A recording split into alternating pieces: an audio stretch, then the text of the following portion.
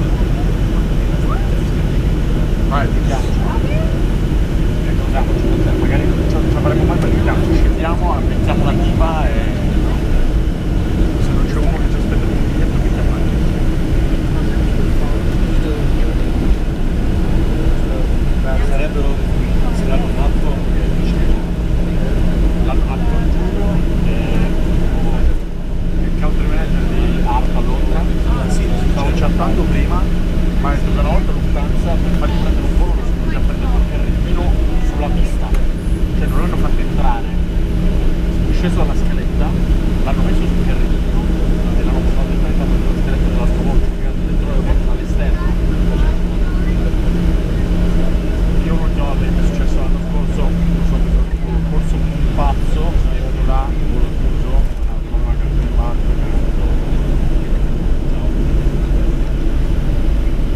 e mi hanno mandato l'onda.